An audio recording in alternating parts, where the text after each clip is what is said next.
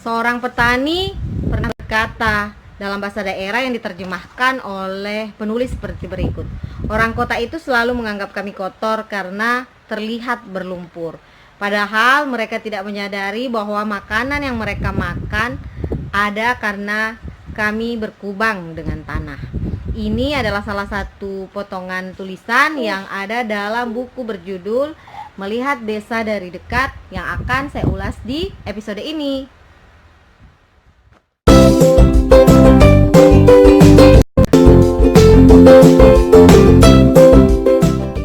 Hai semuanya, ketemu lagi dengan Ami dalam Ami Mengulas Buku.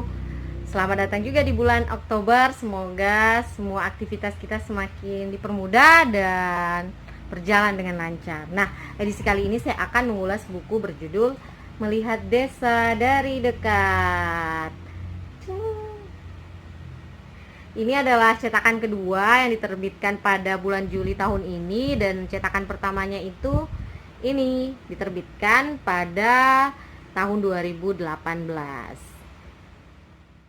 Kalau teman-teman tertarik untuk membaca buku ini dan kalian tinggal di area Banda Aceh atau Aceh Besar, kalian bisa datang pinjam di Sekretariat Rumah Relawan Remaja di Pekanbadak. Melihat Desa dari Dekat merupakan kumpulan esai yang ditulis oleh Kak Nurhadi Sri Morok atau biasa disapa Kak Dandi.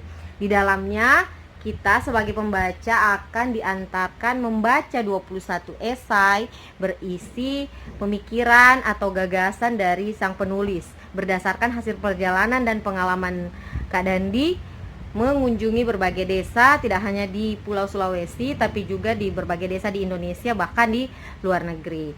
Di sini pula lah kita akan membaca berbagai kondisi di desa, termasuk orang-orang desa itu sendiri, lingkungan di desa, bahkan kebijakan-kebijakan yang berasal dari orang-orang yang tidak mengetahui akar masalah dari desa, sehingga pada akhirnya kebijakan tersebut merugikan desa itu sendiri.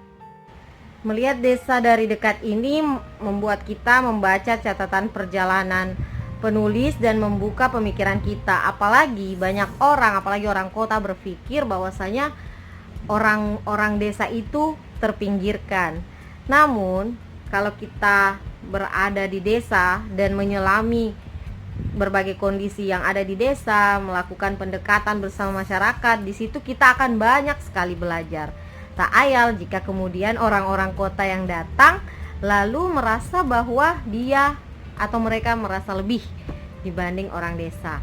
Maka tercetuslah sebuah perkataan dari seorang petani dalam bahasa daerah yang diartikan oleh penulis, bahwa mereka, yaitu orang-orang kota, sering berpikir bahwa orang desa itu kotor karena terlihat berlumuran lumpur, berkawan dengan lumpur. Tapi mereka tidak menyadari bahwa mereka itu bisa makan, kita itu bisa makan karena orang-orang di desa, dalam hal ini petani, berkubang dengan tanah.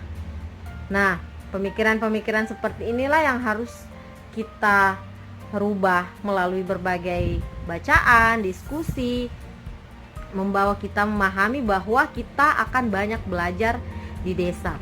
Nah, salah satu pelajarannya adalah tentang kerja-kerja kolektif. Ini kita bisa lihat di banyak esai di sini. Salah satunya yang juga merupakan esai favorit saya di halaman 33. Judulnya Ketika Ingatan Bersama Berjumpa Gagasan Baru. Momen melakukan ingatan kolektif dan menggabungkannya dengan gagasan baru ditemui oleh penulis pada sekelompok petani di Kabupaten Pangkep, Sulawesi Selatan.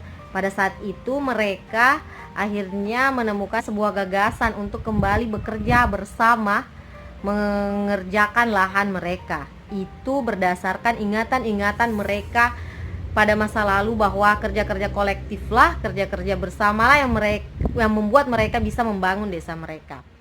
Ingatan tentang kerjasama kolektif pada masa lalu saat mengerjakan lahan pertanian secara bersama membuat mereka banyak berdiskusi kembali apa yang telah dan akan dilakukan.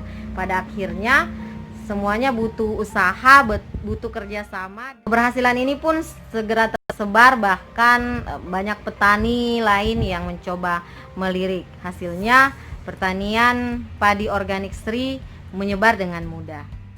Esai lain yang berjudul Menjauhkan Orang Muda dari Desa di halaman 103, kita akan melihat bahwa fenomena perginya anak muda dari desa dan pertanian bisa kita lihat di mana-mana, bahkan dalam skala dunia sekalipun. Remaja muda desa itu kian menganggap bahwa menjadi petani itu bukan hal yang menjanjikan. Desa hanya sekedar sebagai tempat untuk lahir, tumbuh, lalu untuk ditinggalkan.